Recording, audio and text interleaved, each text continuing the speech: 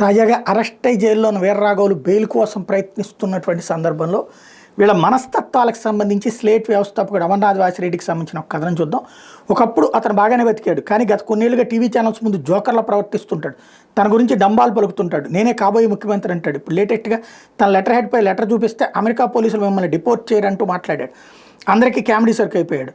పైన చెప్పిన వ్యక్తి ఒక మతానికి చెందిన ప్రబోధకుడిగా గతంలో పనిచేశాడు. ఇప్పుడు చెప్పుకోబోయే రెండో వ్యక్తి తాను ఇంకో మత ఉద్ధారకుడు అని ఒక సైన్యాన్ని ఏర్పాటు చేయబోయాడు. ఒక దేవాలయ పూజారిపై దాడి చేసి అరెస్ట్ అయ్యాడు. జిల్లా కలెక్టర్ని అరెస్ట్ చేశానని పోలీసులు ఫోన్ చేసిన మెంటలిజం ఇతంది.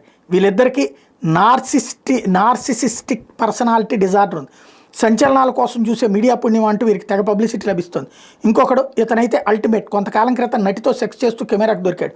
ఇప్పుడైతే ఒక కొత్త దేశాన్ని ప్రకటించుకున్నాడు. సూర్యుడు గతిని ఆపేస్తాను, జంతువులతో మాట్లాడిస్తానంటూ వింత వింత మాటలు మాట్లాడుతూ సోషల్ మీడియాలో జోకర్గా నిలుస్తున్నాడు.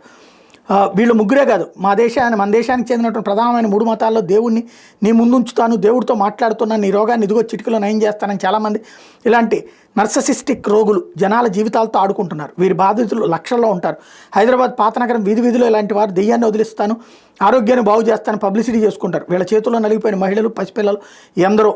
మత గురువులు అనే ముసుగు ఉండటంతో వీరి గురించి ఎవరు మాట్లాడరు, ఎవరు ఫిర్యాదు చేయరు. పోలీసులు వీళ్ళ జోలికి పోరు. వీరి చర్యల వల్ల ఆస్తులు పోగొట్టుకుని మానసిక రోగులుగా మారుతున్న వారు ఎందరో. అన్నట్టు ఏ మతానికి చెందినవాడు ఆ మతస్థుల్ని దోచుకుంటాడు. వీళ్ళకి దైవభక్తి ఇసుమంతైనా ఉండదు. వీరే అసలు సిసలు నాస్తికులు. దేవుడి పేరు చెప్పి దోచుకోవడం, సొంత ప్రాబల్యం నింపుకోవడం వీళ్ళ వృత్తి ప్రవృత్తి. వీళ్ళని మానసిక నిపుణులతో పరీక్షించి అవసరమైతే మానసిక ఆసుపత్రిలో చేర్పించాలి. వీళ్ళ గురించి ముఖ్యంగా వాళ్ళు పిచ్చితో మాట్లాడే మాటలు ప్రసారం చేయకూడదని మీడియాను ఆదేశించాలి.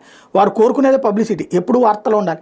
నలుగురు తన గురించి మాట్లాడుకోవాలి. నేను తోపు, నాకు మించిన వాళ్ళు లేరు అని వీళ్ళు ఎప్పుడూ ఆలోచిస్తుంటారు. ఒక చిన్న ప్రభుత్వోద్యోగానికి ఎన్ని టెస్టులు? ప్రతిరోజు 100 మందితో వివరించే కొత్త దేవుళ్ళకి కనీసం సంవత్సరానికి ఒక్కసారి టెస్ట్ చేయించారా? వారి బాధితులు బహిరంగంగా తమ అవస్థలు చెప్పే అవకాశం కల్పించరా?